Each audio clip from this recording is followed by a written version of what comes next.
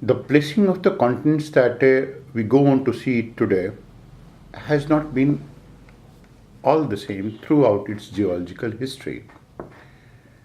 India was not where it is right now. Some time back it was near to South Africa. Before that it was near to Antarctica.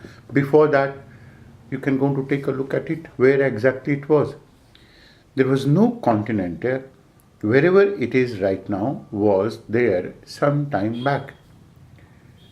That means these continents have gone on to shift and change their position.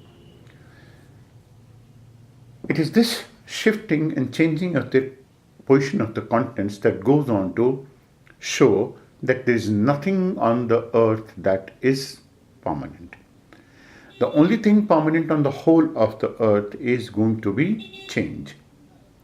And this is the central theme of geology, meteorology, oceanography, ecology, everything.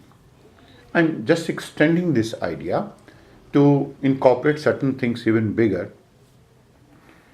The only constant in nature is change. So till some time back, everyone was saying that the glaciers are receding. This was largely because of the fact that the amount of snowfall in good amount of parts of India in the northern mountainous regions used to be low. This year, the amount of snowfall has been so much that the glaciers will go on to acquire their original strength that was known to them.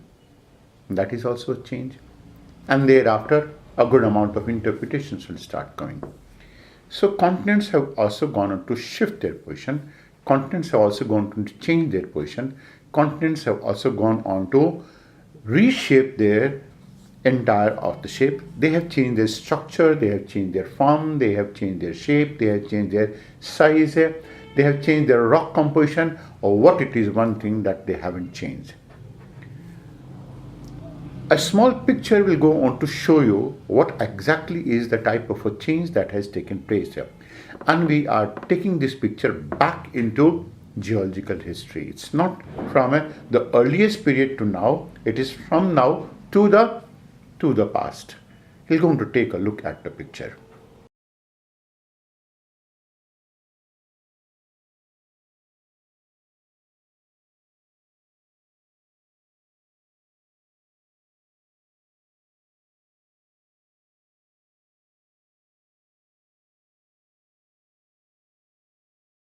Now, having taken a look at the picture, you will go on to understand the concept better.